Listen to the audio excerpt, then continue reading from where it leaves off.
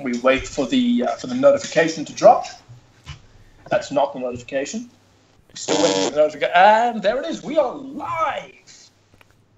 Fantastic. Ladies and gentlemen, welcome to a brand new episode of the Breakroom podcast, which is better than last week's podcast because I'm not missing this one. Yeah. Or the podcast before that. I haven't done a podcast in like 3 weeks. Yeah, it's been a weird time for all of us, just people missing back and forth, and we'll have to find more consistent schedule. Well, not as consistent schedules, but like schedules where we're all here. Exactly. Well, unfortunately, because Needle's schedule has unfortunately changed. Yeah. And her office has now put her to start working during podcasting hours, which we're able to counter that by having the thingy, by having the waifu podcast, which essentially airs whenever Needle feels like it. Yeah, pretty much. Mr. Reinhard Radio Kleist, who is about to play some Fallout 4, and we have distracted him. Which I think that's us doing him a favor. We're distracting him from Fallout 4. He wouldn't be torturing himself like that. I used to always listen to stuff while playing Fallout 4. It's like, with the in-game radio gets old after, 30, 40 minutes? It just starts repeating, so it's like, I'm usually listening to something else anyway. Podcast or something. I suppose I should probably find a new move out that isn't shit-talking Fallout 4. It's with the Creation Club, it's like they just keep trying to make it worse than previous Fallout games, so I don't even know. I haven't even followed up on the Creation Club stuff yet. Like, I haven't checked if my mods are still going, or if now they're all behind a paywall, or what the fudge. Well, I kind of so I was recently replaying Skyrim, and I was really, really annoyed with right up at the top right, just 3 notifications pop up to remind me, hey, the Creation Club's a thing. Have you tried the Creation Club? You should definitely try the Creation Club. Yeah. I couldn't help but know that the text on the menu options for mods is just a little bit smaller than it used to be. It's getting You're trying to discourage us? You're trying to discourage us, Bethesda? Come on. Yeah. So they made Horse Armor even more worse. Pretty much. Exactly. Oh my god. So, who do we have with us? Who do we have with us today on the podcast? Oh, you're talking with Chaos at the moment. I'm on here. Fantastic. Chaos, he is one of our patrons, one of our highest tier patrons. Chaos! Oh, yes, sorry, of course. I would like to extend a very special thanks to Chaos for helping me pay for film school. No problem. As the second highest backer of my crowdfunding page to help me pay, that was very, very nice of you. No problem. It was either that or buy something stupid with it.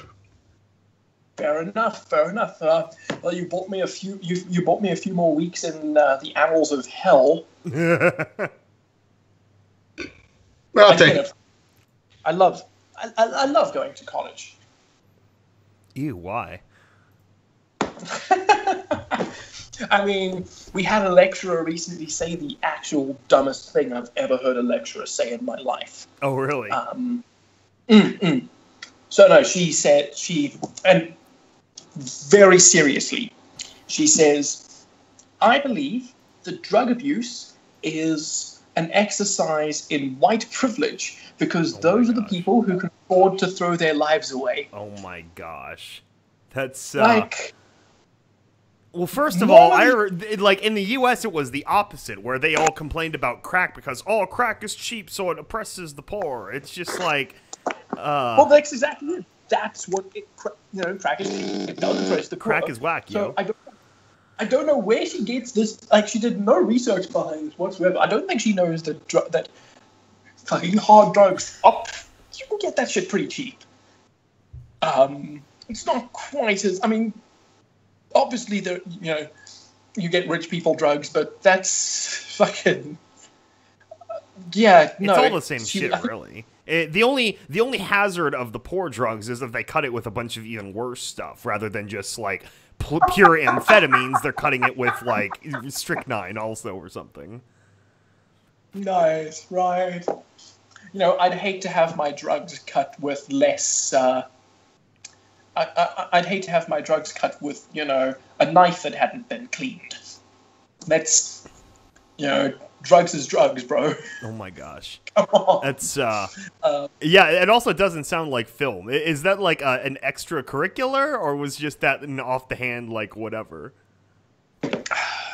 No. So we have a section of our film. So the thing is that the only part, the primary part of our education that qualifies us for being a degree. Because I mean, learning, our screenwriting courses and animation courses and directing and all that stuff technically doesn't qualify us as a degree. What qualifies us as a degree is our theory class, where we do our written work. Ooh, fancy. So our theory class, which is called production course, which is essentially just philosophy. It's film philosophy, but it's done very, very, very, very, very poorly in most scenarios. Yeah, here's the philosophy. You're trying to make a lot of money in most cases, or at least enough money to survive. This is the class that you use to do the homework for your other class. Oh my gosh. So usually they try and be as controversial as absolutely possible. Hang on, I'm watching my father trying to kill himself right now. I don't know if you can hear this, dear listeners, but that squeaking in the background, that's my father trying to fix a light bulb while standing on a rotating bar stool. Oh, yeah. I was going to say, it sounded like the top of a ladder, and then it was squeaking between, like, 2 or 3 legs. Oh, no, it's like a ladder if the ladder had less space for you to put your feet, was slippery, and also spun around in circles. Because that's exactly what this is. They need to have better ways to balance, like, 4-legged anything. Tables, like, there's got to be some kind of better system for that, because it drives me crazy whenever I sit at it, like, almost every case, you sit at a table or something with 4 legs, and it will rock between 2 of the legs that are longer than the other 2. And it's like, I just want to either turn every one of them into 3-legged, like a proper balance, even if it's not completely flat on top, or something, because it's just the rocking. It's annoying. Well, the thing is that even worse is that this chair wasn't even one with 4 legs. It has 1 leg. Everything about this, I'm amazed the man didn't just kill himself in the middle of my fucking podcast. Yeah, we don't need any more, like, serious injuries on the podcast. The needle one was shocking enough.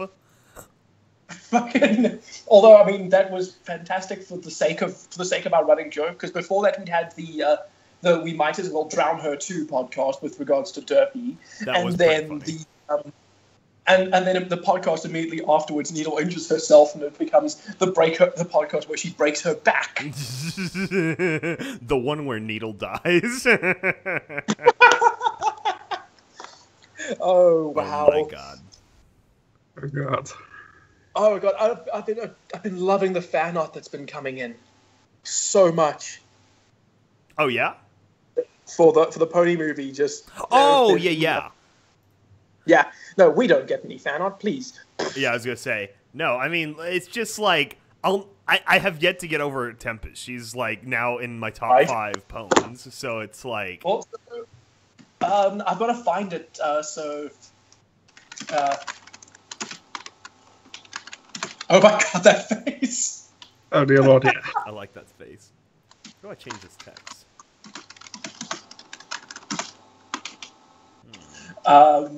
So Feather Scratch did a really fantastic piece. I'm just trying to find it now. He did a really good Tempest Shadow piece. Where the fuck is it? Because it kind of... But to be fair, so I have still had that... I've got most of that soundtrack still stuck in my head, and I suppose I'm going to have to talk a lot about the Pony movie because I missed the Pony movie podcast. Yeah, we had a surprise Dusty Cats review. That was pretty fun. Right? So I really freaking enjoyed it. I mean, it's not a perfect film. It's not by no means masterpiece cinema, and the 3D elements did kind of bug me every now and then. I think the main problem for most bronies is they hyped it way too much. Like, for me, I heard, we knew about the movie coming out for ages, but for me, it's like I watched that one first trailer, and then I kind of checked out, It's like I haven't been following the, fandom at large for a while anyway, so then it was like, oh, hey, it's finally in theaters. I don't know. It was what I expected. I guess I wasn't too deep in the hype where I was like, I remembered the context of this is still, show for little girls movie, and it still has to apply to them in the general sense. I sent over the picture. Oh yeah. It's in the picture. Save as. I really need to just create a Tempest folder here. This is going to be the easy. Though I gotta say I loved the music. The music was very, very good. A lot of toe tappers. I may or may not have memorized 2 or 3 or 4 of them. Did you open your eyes with one of them? Pardon? Did you open your eyes with one of them? It is for me. No, it's Open Your Eyes is the one I've listened to the least. I think it's objectively the best, but when it comes to if I'm listening to something for the sake of enjoyment, I'm not really going to listen to Open Up Your Eyes. Open up your eyes. It's the best song by far. Yeah, there we go. So we've got Mohan's picture. I'm trying to find a good background, background. Yeah. No, that one doesn't. Shit. Come on now. Okay, that kind of contrasts. I love her smug face though. Hornless unicorns 4, alicorns 0.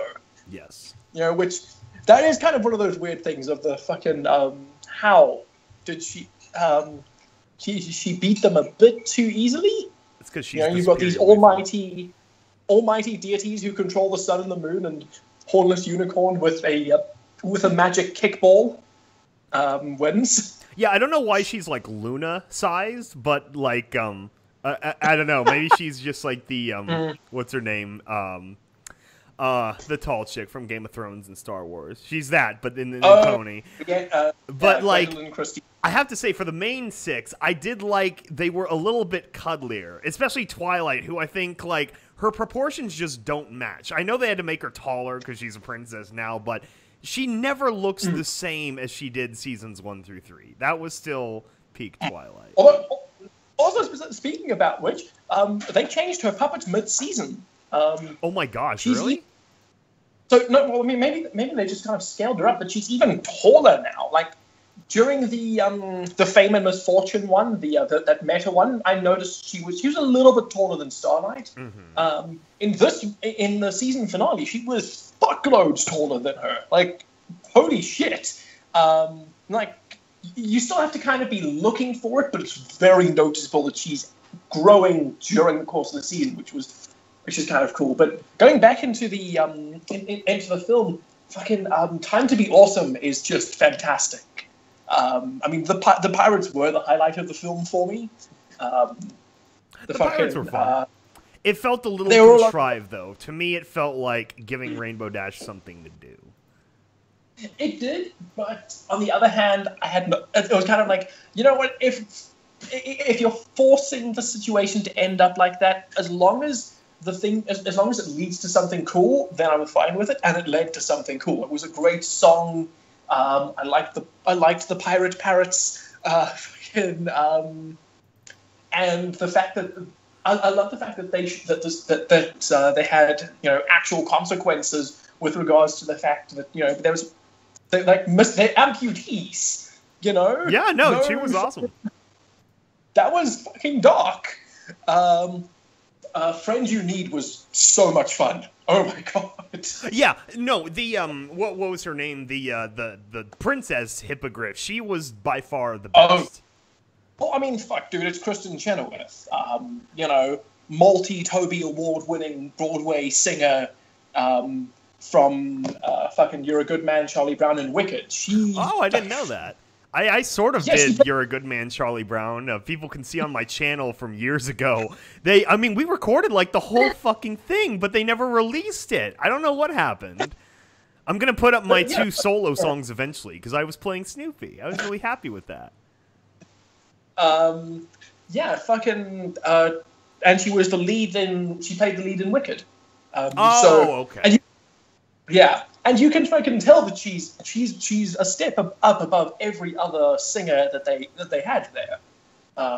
Also, just her and Pinky singing together, like the energy of that song of One Small Thing was so good. Yeah, I especially knew because like I sort of got the feeling when Twilight like shooed them off that like, oh, she's gonna do something devious. That was really well executed, I thought. Yeah. So honestly, I wish we had more of Liev Schreiber as the Storm King. Yeah, he was obviously just like the dude bro distant villain. She was the complex like redeemed villain. I mean, I love how they just like freaking murdered him, just like with Sombra. It's kind of weird.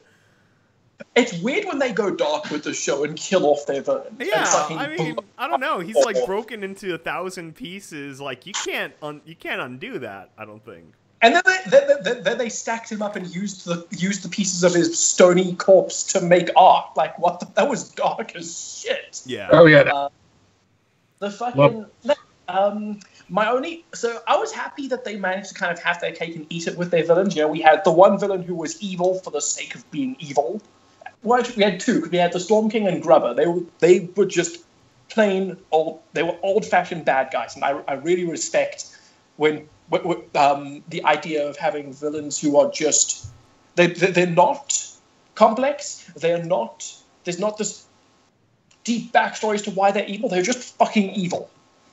And then they also have Tempest, who's a complex and interesting 3-dimensional villain. So it was nice that they managed to play both sides of that. But it's kind of, you know, you can kind of see that they probably would have had more of the Storm King, but I can't imagine that Liev Schreiber's particularly cheap. Yeah, it's a bit complex. Like, when you want to have a pure, just, like, evil, like, force of nature villain, it's like you give them just enough where there is reason for what they're doing. Like, I'll reference my own work in The Engineer with the Lockjaw Whiplash guy, or whatever his name was. It was Lockjaw and Fast Whip, that was it. He's just like kind of comically evil, but at the same time he's just like they're all just property, like he's just a businessman to them. So I tried, not too hard, but I tried to make it like a John or a Mr. Candy thing from Django Unchained. That's just sort of where I tried to go with the character. Yeah. So anyway, but then of course the more complex villain of the story was Silver Step and having to invade and having to try to bring them back because they had his daughter captive. So you really have to play with the dichotomy. Like, it's fun to have those main like force of evil villains, but then of course when you want real story, you have to have something a little bit deeper. I think we walked the line with our villains very, very well in Terminal Secrets. Yeah. Where we have episode 1 where we had Dr. Needle, who she's a more complex villain. You know, she has this very sick reasoning behind what she's doing, but the fact remains that she is still she's still trying to explain, you know, what I'm doing is right. What I'm doing is right, goddammit. Yeah, she was essentially my Dr. Halsey kind of character. More villainous, but essentially she was Dr. Halsey. Yeah. And then we jumped into Terminal Secrets episode 2, where we had Calistage, who is just purely an evil villain. She passes the time by killing ponies. She passes the time by being a murderer and by manipulating and watching people be sad. You know, that whole thing of the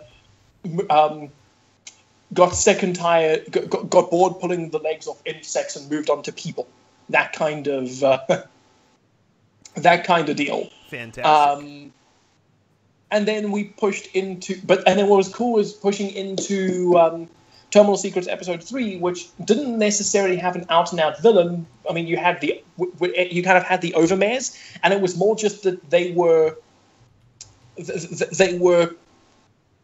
idiots with no moral, with no fortitude, no fucking courage to stand up against the system. Yeah, that was essentially my, like, what I tried to explain in my demo release on my channel for it was they were essentially like, it was a story about how sort of like mob rule can get out of hand, and people, like, you make rash decisions and you don't really understand the consequences until years later, and then the people who benefit from those rash decisions, they want to keep that going, and the ones who don't, if you don't have enough, like, energy or foresight or fortitude to change it, it doesn't change. And so, yeah, that was sort of what I tried to get across, was the dangers of mob rule. And then pushing into Terminal Secrets Episode 4, we switched it up with our villains again, where we didn't necessarily... Where the stable story didn't have a villain, but we introduced the villainous Dr. Fractal, who, once again, we went back to the... We cycled all the way back. We did our three... We did our 3 stories of 3 completely different kinds of villains, and now we cycle back to the beginning again with the style of of complex villain.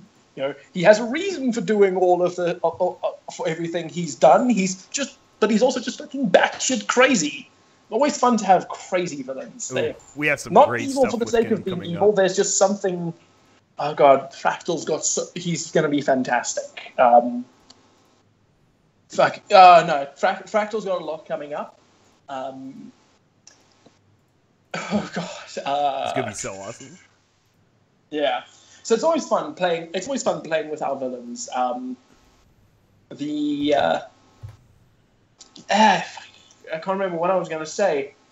Yeah, there we go. Feather Scratch in the comment section with 80s villains are the best villains. It's kind of true with oh, by far. Because like, you look at the difference between Disney villains of old and Disney villains of now. You know, Disney wants their villains to be more relatable and more complex, and you know, it's the monster living next door to you sort of thing, as opposed to their old villains who, you know, you got your fucking Jafar or the Shadow Man or Ursula, fucking like. Let's just have our villains be big and bombastic. Yeah, it's I don't know, the 80s, like, it had less filtering, I guess, so like the villains could be complex, but at the same time they did have this just comic evilness that was really fun about them. So I always think of RoboCop when I think of 80s villains, and Red Foreman, what was his name in the movie? You know, the Kirkwood Smith character. It's just, he's this crazy, like, he's the best gangster. Like, I don't know. I always love that character. Exactly. It's kind of fun to see. It's fun to see villains who are just assholes. Or they, you know, it also means that, you know, I don't want to miss out on the villain songs. Yes, you know, that's very important, especially in Disney stuff or any kind of musicals. Right? It's kind of like a trademark of their things. Is, you know, I mean, friggin' Friends on the Other Side still gets to me. It's such a great goddamn song.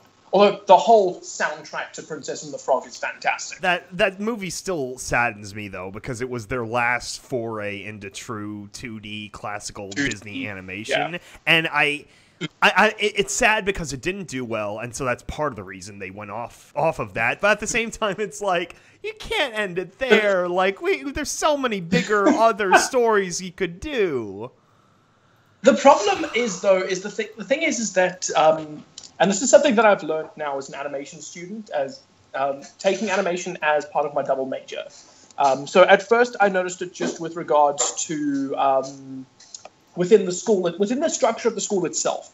The animation students are we are the ones who get left behind every single time. We are the most under-resourced, under-supported department at the school. RIP.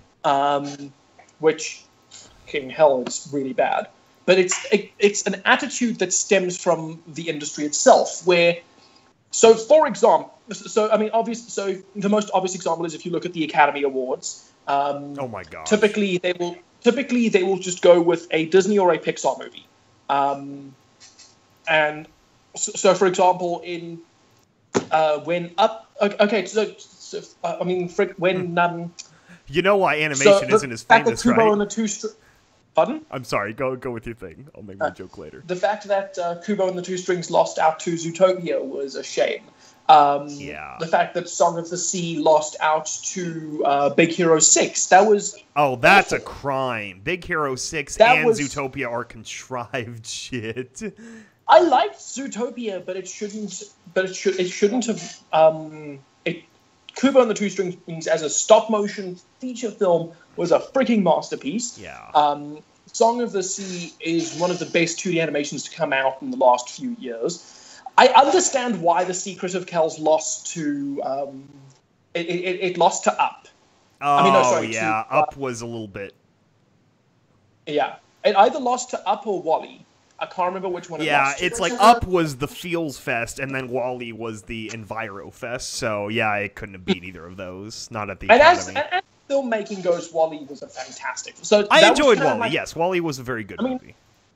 I prefer Secret of Kells. It is my all-time favorite animated film. Dude, I know. I mean, just the visuals alone. That's the whole point of animation is gorgeous visuals. And it's like, yeah, I mean, the Pixar stuff, at this point, it's computers, though. Like, I don't know. I don't respect the the Pixar stuff as much as this 2D animation. Well, because so another major problem, though, is that it starts at the Academy Awards. Where if it's not Disney or Pixar... If it's not Disney or Pixar, it gets dismissed because, fucking hell. But then it also extends into the film, into the film community as a whole. I shit you not. I saw a review of the My Little Pony movie that criticized it for being in 2D. Oh my god! See, that's the shit I hate. That pisses me off on like a existential level.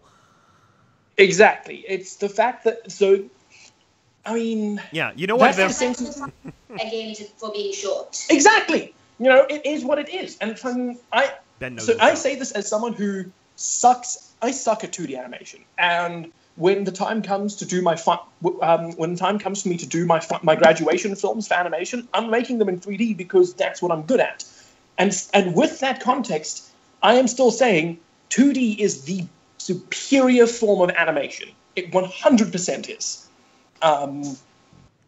And although I will point out, there's something interesting that I've noticed about 2D films, which it bugs me. 2D films and 2D TV shows with animation. So let me point. So here's something interesting. So have you guys noticed that 2D animation is not live action? You guys have noticed that, right? Yes. So here's the thing. Why the fuck are we filming? Why are we shooting and editing and cutting 2D animated programs in the same way and style that we cut live action? Seriously, they're actually doing that?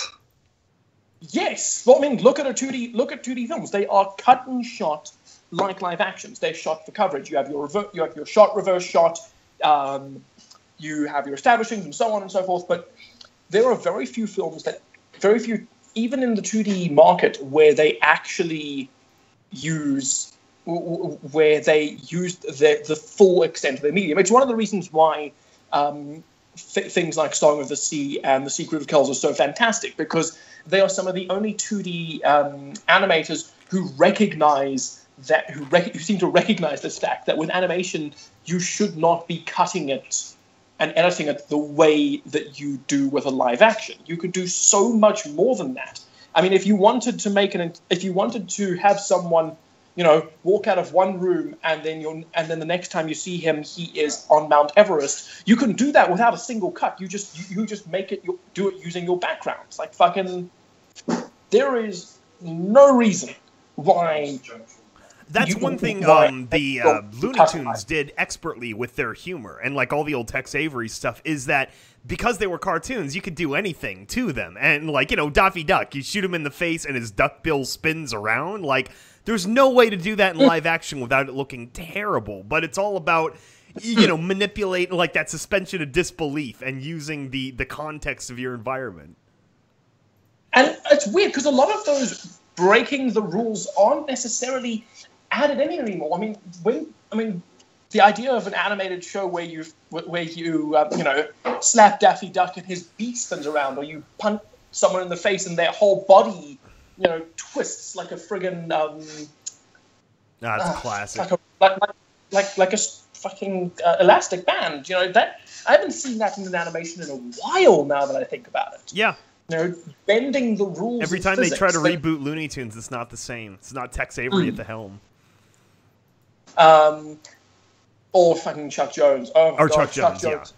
Yeah, Chuck Jones. But the problem with that, part of me believes that this is because of the onset of 3D animation. Because of 3D animation, you have to shoot and edit.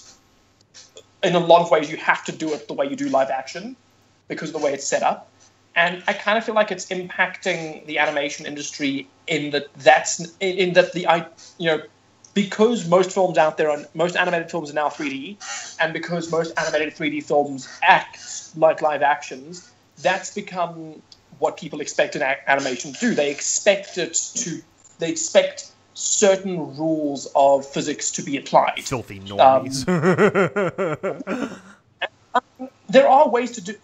Obviously, it's important to still keep within the boundaries of the 12 principles of animation, which govern how you make an animation look or feel realistic. But even without breaking those, there are ways of breaking them without breaking them that let something feel real, but also let you break realities. Things like snapping Daffy Duck's beak off.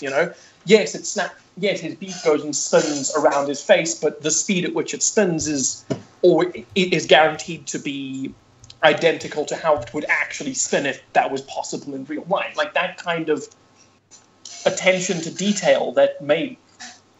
I don't even remember where my fucking point was. Yeah, I don't know what you're talking about, to be honest. I'm sorry. I've been trying to make a joke about how the Hollywood producers can't molest any of the animated characters, so that's why those movies don't get made too often. I see we've changed our episode name to Tempest Best Pony. Yeah.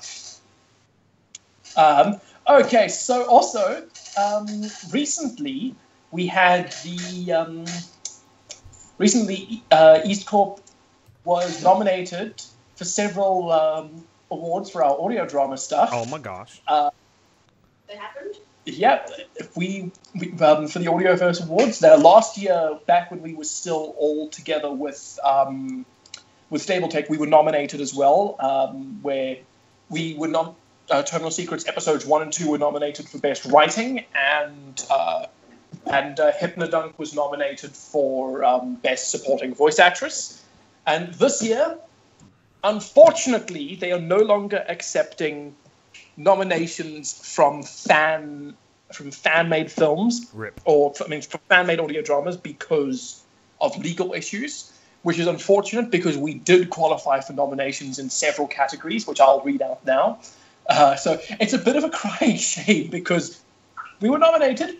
I even think in some cases we probably could have made a good go of it. So Confessions of a Wasteland Pony was nominated for Best Long-Form Small Cast Production. Damn straight. So that they define long form as longer than 20 minutes, which easy. Even the original is longer than 20 minutes. Confessions is definitely longer than 20 minutes, and small cast is less than 7 characters, which I think the peak is obviously Ice Mare, and I think that's about 7 exactly. Yeah. So, congratulations. Fantastic. The Wasteland Survival Guide was nominated for Best New Short Form Small Cast Production. A lot of little bits and pieces on there, so I'll break that down. So, Wasteland Survival Guide was launched in December, making it a new production. Short form, obviously. Small cast. It has 1 VA. Best New Short Form Small Cast Production, The Wasteland Survival Guide nomination. Needle Stitch was nominated for Best Voice Actress in a Short Form Small Cast Production for her role as Ditsy Doo. Obab Scribbler was nominated for Best Supporting Voice Actress in a long-form, large-cast production for her role as Mint Cream. And Terminal Secrets is definitely a large-cast production with its, like, lots of characters. Lots. So, oh my god.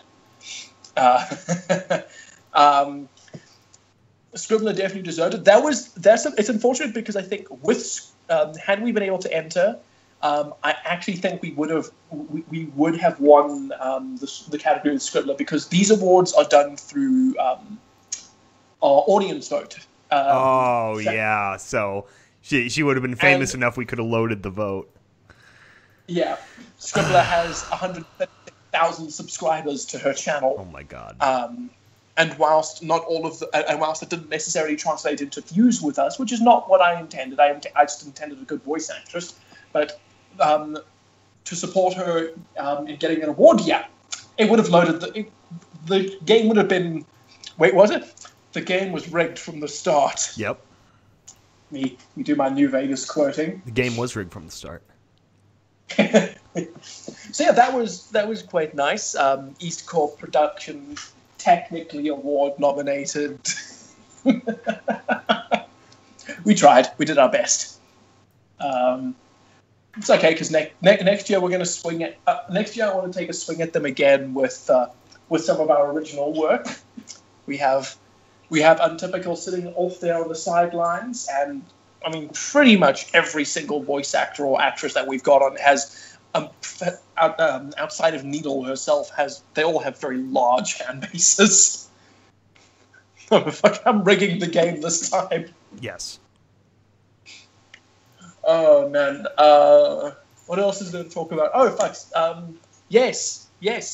So, I spoke about, I don't know if I said so before, but recently I took part in the 48-hour film project. Now, the 48-hour film project is essentially God, I'm talking a lot. I'm making up for the 2 weeks I missed. Yeah, that's fine.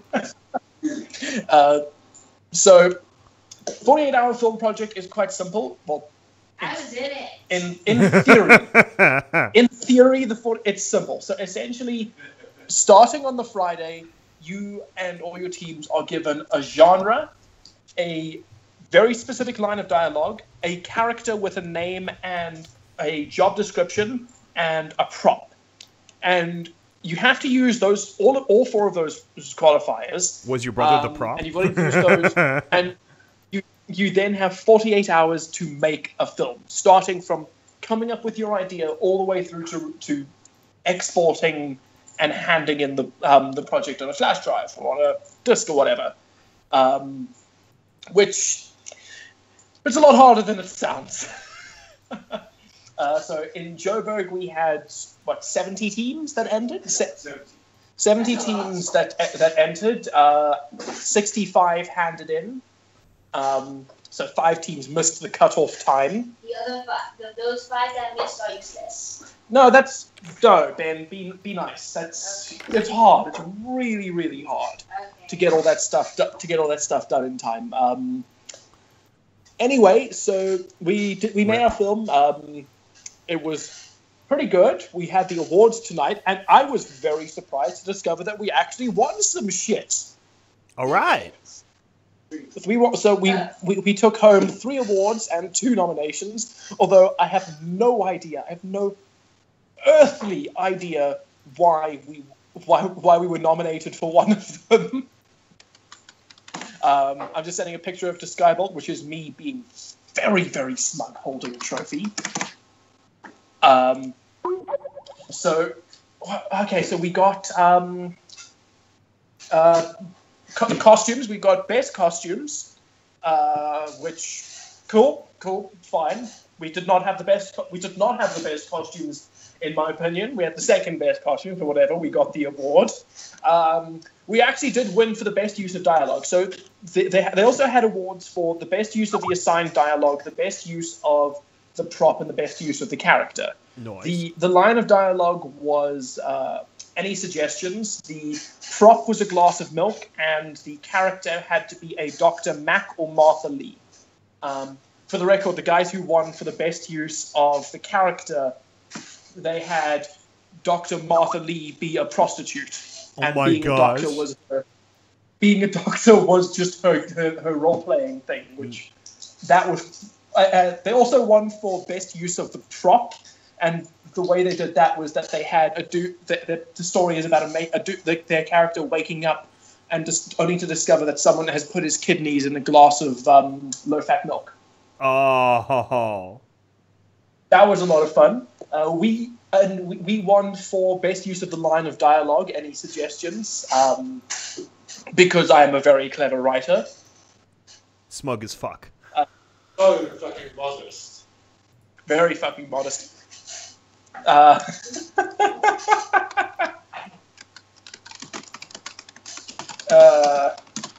What? Oh, and we won for editing. Yeah, we won for our video editing.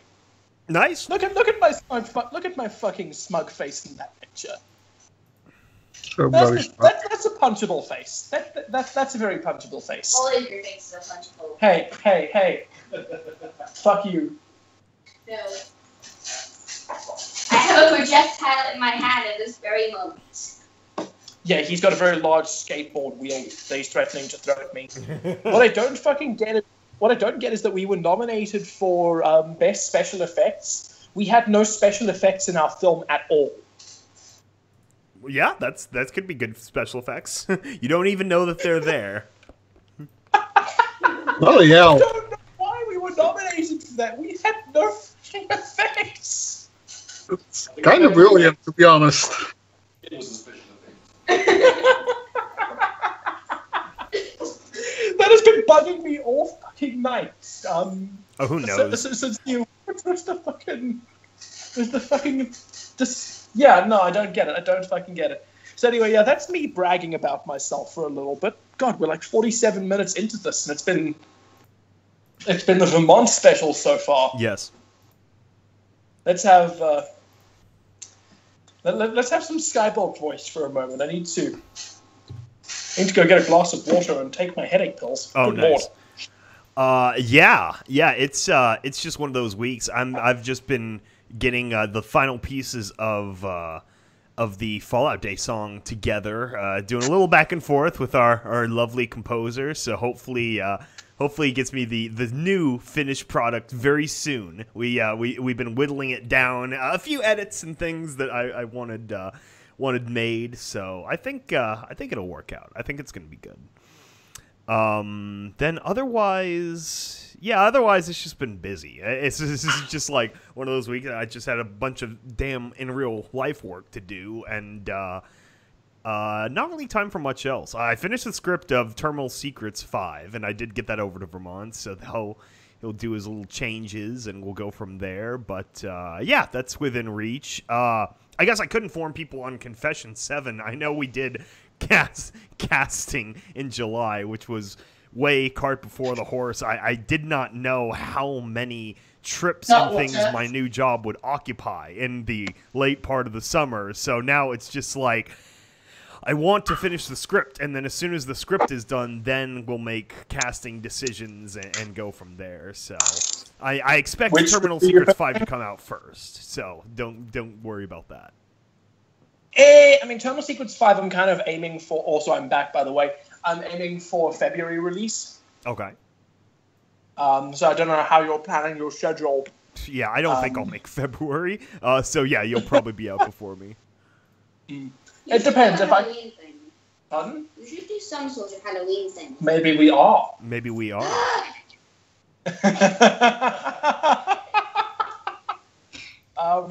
Well, the problem is that's going to be a very busy weekend, because we've got because we have the fucking the Fallout Day special on the 23rd.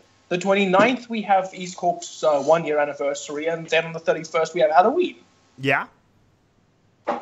And the 29th also happens to fall on a Sunday, by the way. So not next week, but the week after. we can have our we get to have our anniversary podcast on the podcast day. Oh yeah, that'll be fun. Personally, I think we should all take off the whole day and try. I feel like we have to break our record on that day. I don't know if we have enough to talk about for then. Our current record stands at 4 hours and 10 minutes. It's our longest podcast. Yeah, but that one felt like we didn't have enough to talk about then. The one that felt more natural was the Valentine's Day. We had more like things, fun things to talk about. I don't know.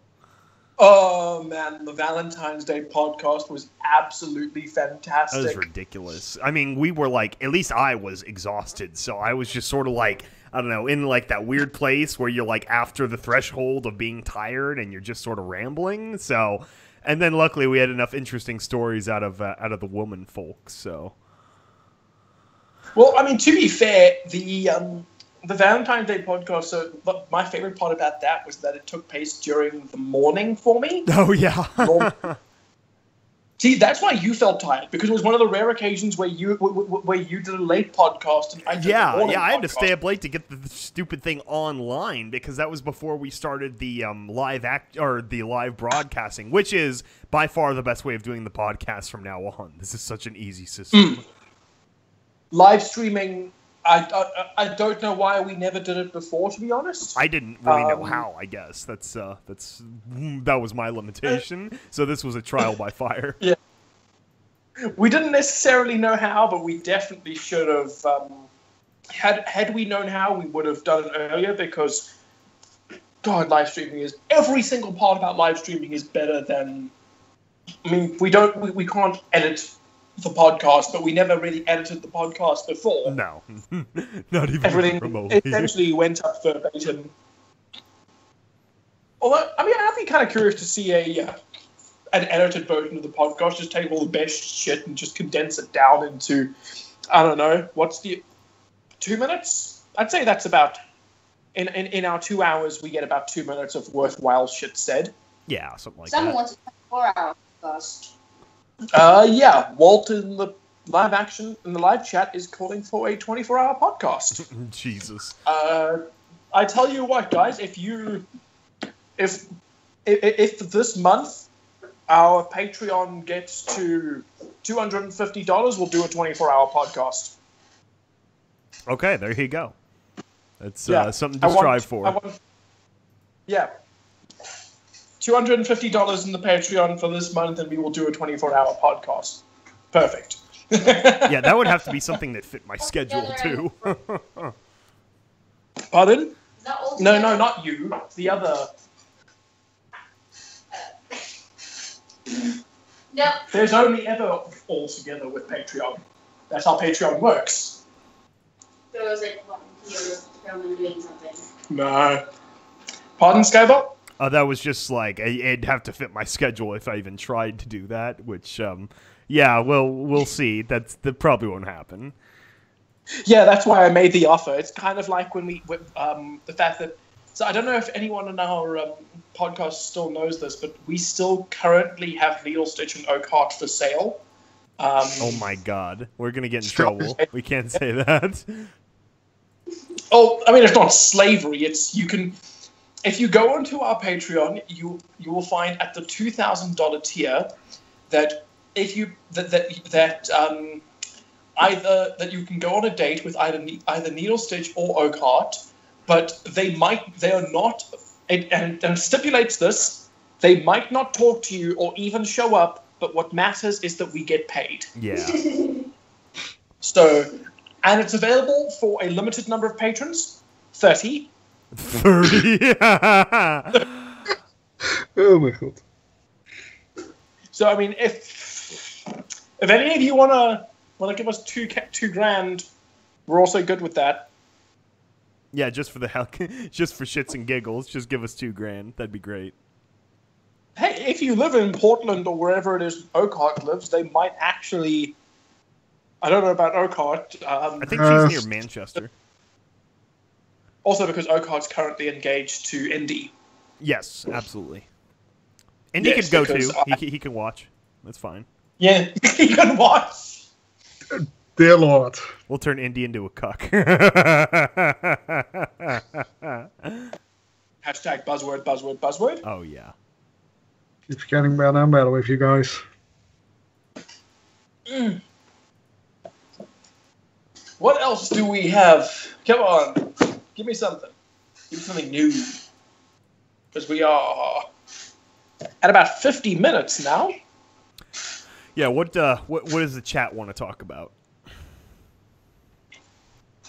What about our patron? You got anything for us?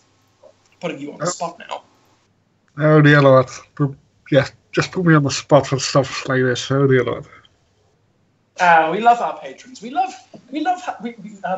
There's something about how you give us money every month that I love that.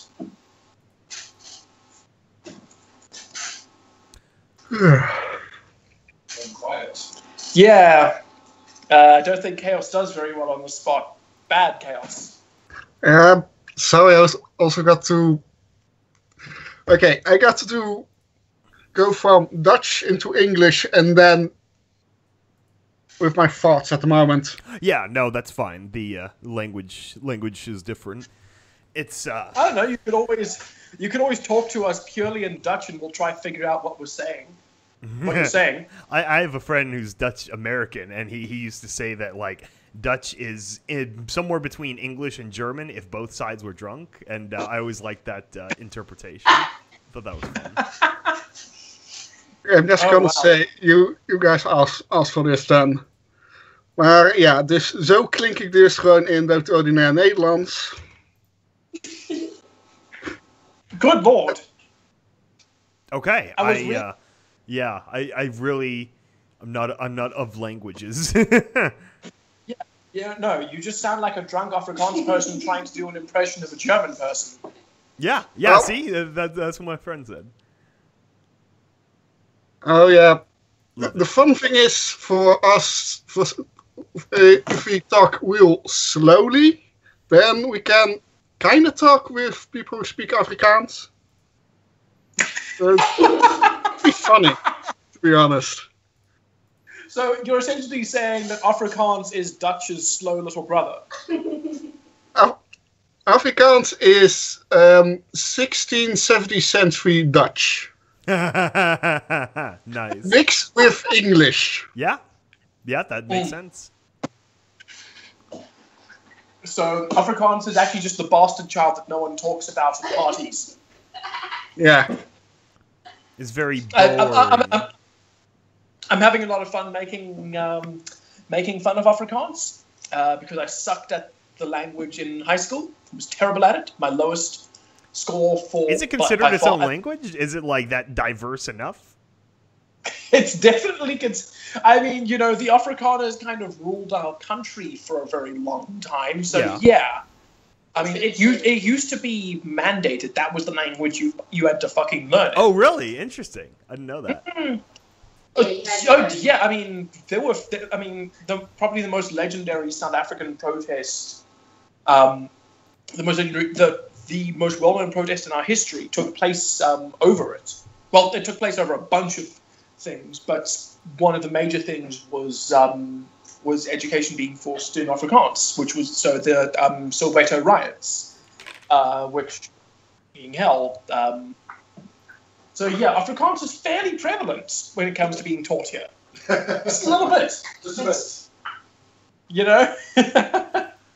We have a funny thing in America where there was a group of German settlers in Pennsylvania area way early on after the Revolution, but like people misunderstood what they were like talking about when they were settling, and so instead of the Pennsylvania Deutsch, which is what they were, German Deutschland, then they started calling them the Pennsylvania Dutch, and that lives on in history, just like the demonym that American Indians. It's like, well, they weren't Dutch, they were Deutsch, and they're not Indians. They're well, I mean, they might have some distant Indian relations, but they're like different. So yeah, that's one of those fun things of history. I love fun things in history so much. There are a lot of them.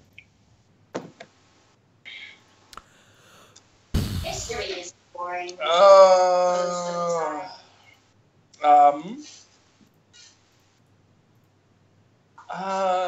Come on, chat. You need to ask us like questions. You got to give us some prompts. Yeah, you gotta Seems chat give us shit to work with. Just come on. I will lift. The emojis. Moving back to hieroglyphics. That is essentially what emojis are, aren't they? I mean, it's funny, but like you think about the hieroglyphics, and for 1,000 years or whatever, I mean, they weren't very well understood until the rediscovery of the Rosetta Stone. That was the key to all of it. And it's like there are some languages like that you really can never fully like decrypt unless you have some kind of translation or a Rosetta Stone of sorts. Very fascinating. Stuff that just gets lost to time.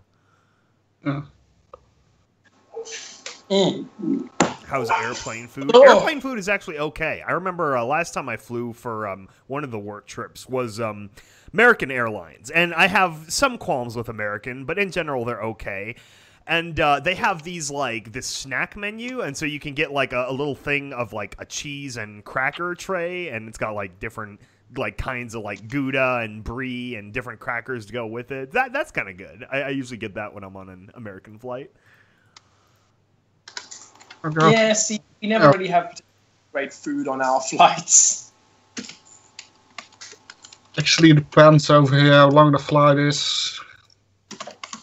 When I went to America, I kind of skipped it because it's so goddamn awful. I think of the Netherlands has KLM, right? Royal Dutch Airlines. That's yeah, it's pretty much part of Air France. So yeah. Yeah, that's right. Part of Air France. So sweet.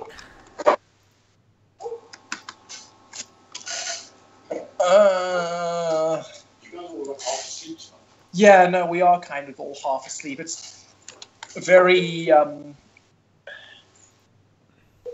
Oh, Scratchy points out the New Mutants trailer. I saw that. I was surprised. Did you see that? I did not see that. I saw the Star Wars trailer. We could talk about that. Oh, God, the Star Wars trailer. Great trailer, full of spoilers. Yeah, it does have that. And it's also like, I'm already afraid it's just going to be Empire Strikes Back Redux. It's, all hope is lost. I don't know. It's kind of, but yeah, no. New Mutants was really interesting because the whole thing was very much. It's a fucking horror film. It's really X-Men. It's X-Men, but it's a horror. Really? Okay, I'll have to look into that. I think. Although Fox is now learning their fucking lesson. You know, we had Deadpool as a romantic comedy. We had Logan. We had Logan as a western, and now we've got the New Mutants as a horror. Which that's what's gonna fix the superhero fatigue is by mixing genres. We don't need action. It's not the only. Well, I mean, everyone forgets that's what made Guardians of the Galaxy so successful. It was a step away from the conventions of the genre for something much sillier and more fun, even than like the Marvel stereotype. Exactly. So. That was really, really nice to see. With regard, also because they had because the sort of story that they've got for the New Mutants is that is all these young mutants in like this asylum type thing, and it's very clear that there's animosity between the patients and their handlers. Yeah, which is great because all the way through the trailer. They're playing this very creepy version of Another Brick in the Wall. Oh, interesting. So, fucking hearing... So fucking seeing these kids running away from their handlers, and underneath you've got this very haunting, teachers leave those kids alone. Oh my gosh. Like, fucking... That was very clever. So, I like when trailers use the right songs. Yeah, it's like it can be on the nose, but it's a very fine line. It depends on how it's executed. As long as it's done well, then it's great. Yeah, Originally, I wasn't going to be. I wasn't particularly interested in the New Mutants. I mean, I'm feeling the superhero fatigue very, very heavily. I don't think I'm not excited for New Mutants. I'm not excited for any superhero films. The last one I was really excited for was Logan. Yeah, Logan was great. It was definitely probably the best X-Men movie in a while. I still hate the ending. I can hate the ending, but recognize that the movie in general was good. I liked the... I'm kind of excited for Black Panther. I'm still waiting for Punisher. That's the only Marvel TV show on my radar right now. My only problem with that is that the other thing that looked really fucking phenomenal was... I think our stream is fudging up a little bit. The other thing that looked really fucking phenomenal was the Defenders, and that turned out to be boring as hell. Yeah, I heard that too. Like it's already canceled or something. They're going to do Daredevil season 3, but well, that's part of the canceled. Is I think they aren't doing any more of the group show or something. I mean, I know they're going to still do Jessica Jones season 2 because they've fucking shot it already. It's currently in post-production. Yeah, you kind of want to release it if you've already done all the money-spending work. And I'm excited. I'm kind of interested in season 2 because what's kind of interesting with that is they're doing something like how they're bringing Kilgrave back despite the fact that he's fucking dead. They're bringing him back? Yeah, but so the way they're bringing him back is the same. So did you play Arkham Knight? No. Oh, fuck. Okay. Oh, where he's going to be her psychosis, where he's just a figment of her imagination. Okay. So exactly. So he's there he's there as a figment of her imagination, which when the way they used it in Arkham Knight with the dead Joker sort of with Batman sort of imagining him there was fucking genius. It's one of the best pieces of writing I've seen in video games in a long time. So if fucking the way they utilized him in the game was phenomenal. Things like, if you couldn't figure out the answer to a puzzle and you'd find the Joker sort of sitting next to the answer, sort of tilting his head going, sort of trying to point you to the answer. No, there was some... So if they find a really good way of using Kilgrave in season 2, if they're using him in that way, then I think it could be really good. It sounds... Also, if it means that we get more David Tennant, that makes me happy. Yeah, it sounds like they're trying to keep the people like me, where I'm like, he was the only fun part of the show. Like Jessica Jones, maybe the scenes they wrote were just a little bit too long, but oof, those early episodes were rough. Until they finally brought him in, that was pretty rough to get through. So I'm one of the few people who, to this day, I still really enjoy Jessica Jones, and I'm aware of how flawed it is, but I do continue to enjoy it. The problem is, I'm just I never connect fully to the noir genre. I get, it's the same feeling for me with a lot of noir properties, so like Jessica Jones, the original Blade Runner. I feel like the new one was better. It felt like they picked up the pace a little bit more, but then again, a lot of people didn't like the new one, so, whatever. Fuck it. But everyone here, pretty much everyone who's seen the new episode of Terminal Secrets knows I'm a fan of noir. Well, that was the whole point of episode 2, wasn't it? Episode 2 as well. Episode 2 was a noir styled episode. Yeah, that's what this whole freaking 20-minute monologue is based off of. Yeah, what I do find that I enjoy quite a lot is being able to see myself having got better. Episode 2's use of noir was not as good as episode 4's use of noir. So that was, it was very nice to see the jump in skill. Yeah. But yeah, noir is a fantastic genre. It's one of my favorites, if not my app. It's like a tie between noir and dark comedy, like that sort of Rick and Morty, BoJack Horseman style of pitch black in comedy. Make you care about the character, The real make you comedy cry with Rick because- and Morty is and the whole you write it down. Szechuan sauce ordeal that just happened over Oh my the last week. God! That was I can't the most believe it. ridiculous thing I think ever. Oh my That was- gosh. Oh my God! And the worst part is that everyone involved in that was at fault. Yeah, it's like, and even like Dan Harmon and Justin Roiland, they were like doing like panic like control. Well, even like Dan Harmon, he just got like really mean. Like on Twitter, he had this whole like shit fit where he's like, "Oh, they're using a lot of Rick and Morty looking symbolism in the sauce." It's like, what the fuck did you expect? It's like, I mean, that was the whole point of all this, wasn't it? Was like, yeah, they're only bringing back the sauce because of this Rick and Morty zeitgeist that you started. But I mean, he was like unironically mad. Like he deserves some kind of like cut from their profits. And I'm like, bro, isn't your show like a ripoff of the Back to the Future trilogy? Like, you know, let's keep things in context here. No, Harmon has been ridiculous on Twitter lately. Like I've watched him. I don't know if he like I don't know took a bucket of like estrogen pills or something, but he's just been having shit fit after shit fit. I mean, he almost got Harmon Block 2017 trending. Oh my god! Which was, I mean, I think he blocked like 20 to 30 people. Oh my god!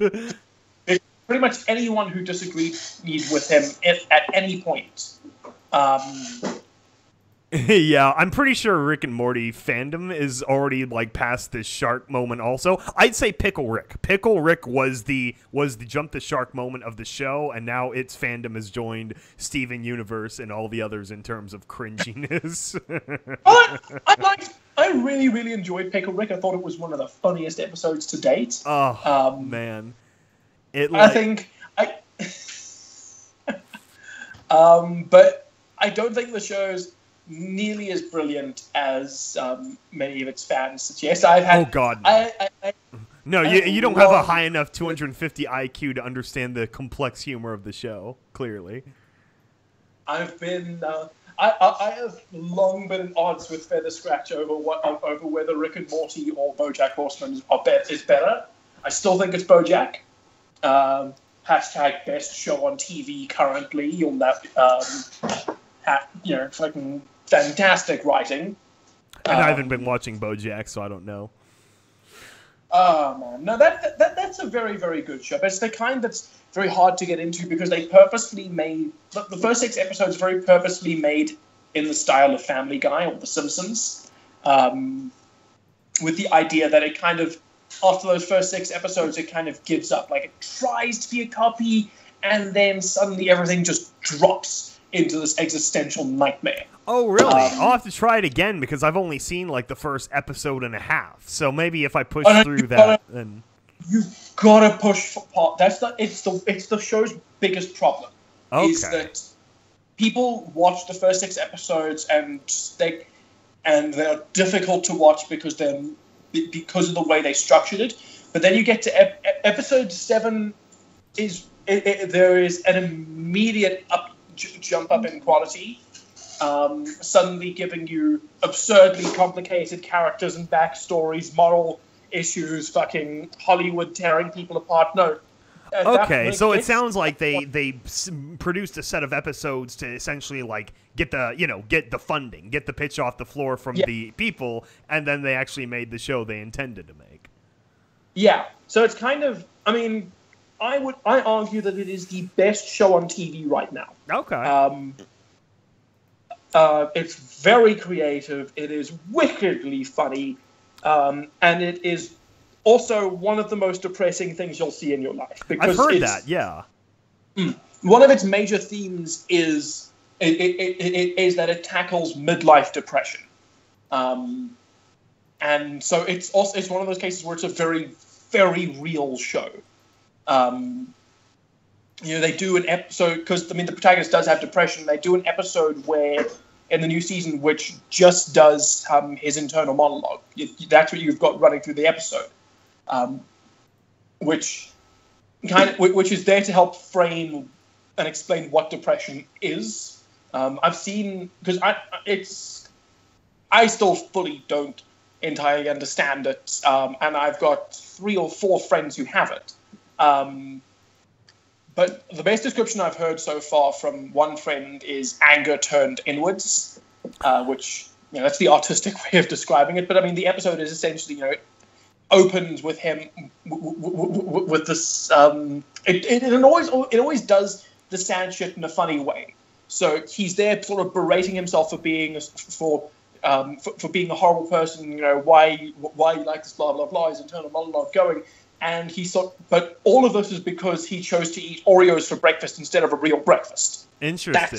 That's sort of what it hinges on, with the idea of, okay, go get breakfast, fat ass. No, that's not breakfast. Those are cookies. Those are cookies, you fat ass, you stupid piece of shit, you garbage. And just goes for 20 minutes of just horrible self-berating. Yeah. And you sort of get to the end where he speaks to where he's speaking to his daughter, who's now just showed up. He's now just met his daughter, and they're speaking. And one of the most horrible reveals in the show is her sort of very sadly asking him, saying, I've got this little voice in my head that there's this voice in the back of my head always telling me how horrible I am, and so on. Does it go away? It's just a stupid teenage girl thing, right?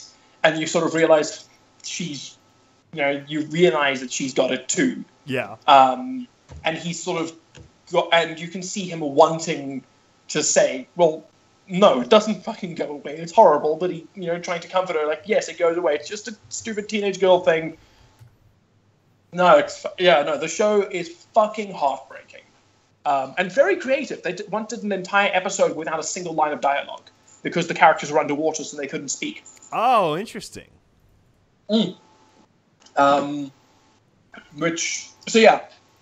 you're not currently watching Rick and Morty... I think the season's over now anyway, so there you go. Yeah. BoJack Horseman's currently got 4 seasons out. I highly could not recommend BoJack Horseman enough. That's all I have to say on that matter. Okay. Yeah, I'm waiting for Stranger Things too. That should be in the next couple of weeks. I still haven't even started watching it. Yeah, it was best to go in, like, I know it's got like this big hype behind it now, but it was best for me to go in when I knew nothing about it. So, yeah, I don't know. It was a weird thing when it came out last year. So I'm already sure that this season won't be as good because there is this like hype around it and behind it, and I know for myself, but I'm hoping it's good. I'm hoping they still like surprise or catch the audience off guard. I don't know. It does have the Netflix quality too, though, of being a little bit slow. Even while you're like shotgunning it, you're like you feel it from episode to episode. It's a little bit too slow. I don't know. I think in general these binge format shows haven't quite learned the right sweet spot with pacing, and we're still in the middle of that in the general point in time. It's weird. Fucking Netflix has yet to learn their lesson about pacing. I mean, over all of these years, the primary criticism of every single Netflix show is that their pacing is too fucking slow. Yeah. I mean, even in the Defenders, which was 6 episodes long, and that still managed to have a slow pacing. That was 6 episodes. How did they have a slow pacing with such little time? I don't get it. It's as a writer, there's a thing you want your audience your audience wants to get to. Get them to. Your job as the writer is to get your audience to that point, the thing that they want. Make everything in between as entertaining as possible. But if but it's kind of like that idea of good game design is figuring out what your game does best, and then giving that to your audience in spades, giving it to them as much as possible. Yeah. And I mean, it's And not just that's Netflix shows. A lot of shows have bad pacing. Like, that's why I stopped watching Walking Dead. It's like the opening and ending of the season usually is fun because it's actually like got shit going on, but everything in between is just boring, contrived, aimless. That's the problem, is it's all aimless. Like, when they introduce the damn zombie, like the stupid mullet, like, scientist guy that supposedly had the cure, it was like, oh my gosh, the show actually has a point now. It actually has a driving plot line, and then they immediately ruined that. And I'm like, well, first of all, no one with a mullet is, like, scientifically capable. And so I doubted it from the start, but I was really hopeful. So I actually paid attention in, like, season 4 or whatever that was. And then, of course, that was all BS. And then I'm like, well, shit, I don't care again. That's what I loved about season 1, was it built up the zombie plague, and then they go to the CDC hospital, and the guy talks about, like, oh, the other locations, and blah, blah, blah, and this is, you know, my wife. We see her turning into a zombie, and I'm like, oh, this is great. So they're going to go after, like, the next place, and, you know, back and forth until they find something, a cure to the zombie plague, or, like, a real... But no, it's just like, I don't know. It just goes completely off the rails. Like, that's one of those, it's like the eternal writer's goal, to try to successfully write a story that doesn't have a driving goal, but without losing your pacing, your forward momentum. I mean, I can't be too critical, because pretty much every story I've ever written is like that. Terminal Secrets does not have a driving goal. You know, every single episode is just, you know, Butterfly wakes up, she analyzes a stable, she fucks off. Next episode. There's no specific goal. It's trying to keep that, but which is interesting, because we then have to try and keep that some form of forward momentum to push it forward. But every short film I've ever written for university has the same thing as well. The film we made for 48 Hour Film Festival has that as well. The mini-series that I've been running every week, just to help keep content on our channel, about the bureaucrat who runs the toll booth, that has that has some driving force of him wanting to do something, but mostly it's just ambling about and passing the time. It's this weird thing that all writers, myself included, seem to have of, where's the character going on a quest? Why do we keep leaving that out? Yeah, I don't know. I've played with different things in Confessions, and at least for me, I feel like the strongest episodes are the ones that are like, there is that overall, like, very defined, I guess, goal. I mean, all of them have, like, a narrative, like, sort of 3-arc structure in retrospect, but it's like, even the character himself doesn't necessarily know from the beginning where it's going. But, like, what is it? Duchess Horror, I was actually worried when I was writing it, because the original setup of the story, as she presents it, is she's going to find some kind of information to bring closure for her family, of the family that they, like, eschewed. And so then when she does with the book, at only halfway through the story, I was like, okay, well, now it's like, it sort of like shifts. It's like, then, okay, she's got the book, and she's got the key to saving her family. But the other, like, subtle thing she mentioned originally was, you know, bringing peace to whatever oratorios she might have found. So then all the oratorios freaking pop out, and then that's what she has to wrap up next. So it's tricky with, like, the driving goal. It's like, it's sort of like thread. It's like, even if you close one plot line, there's got to be enough of the next plot line there where then you can string it along. And it feels like that's what shows like Walking Dead keep trying to do, but at the same time, it gets, like, tedious. It's like, after enough times of them going to another human settlement and it getting screwed up in another weird way, it's like, I just don't care anymore. It's just like, you know, it's not really going anywhere with these zombies. They're not even, like, getting better, or they're not even getting to a better location. I don't know. I'm sick of the damn woods of Georgia, too. It's like, just have better locations. No, it was absolutely trying to keep a plot to finish a storyline and then keep some more going in is always kind of difficult. There was definitely Terminal Secrets. We had a challenge with that with Butterfly Stitch because, as I've said, as I've got on record saying before, a large part of episode 4 was to close off Butterfly's primary storyline and shift it so that the Crusader mainframe is now the central protagonist. Well, she's more like a deuteragonist, I think. I'm messing up my terminology. But to shift the focus a little bit more to the Crusader mainframe, but we still needed Butterfly to do something because Butterfly has been, she's the biggest thing on the fucking poster. She has been the primary character for the first 4 episodes. We need her to, for episodes 5 and 6, she still needs to do shit. So what do? Oh, I know. We kill off spare parts. We give her. We give her another angle to follow on. Which, by the way, spoiler alert: we blew up spare parts. I feel sorry for all the people in the comments section of Terminal Episode 4 who are saying, "Oh, I hope she's okay." Like, no, she's not. She spoiler. She burned. It was probably slow. That's canon, by the way. Her death was very slow. Evil again. I can hear it. Pardon? Sorry, you're just being plain evil again then.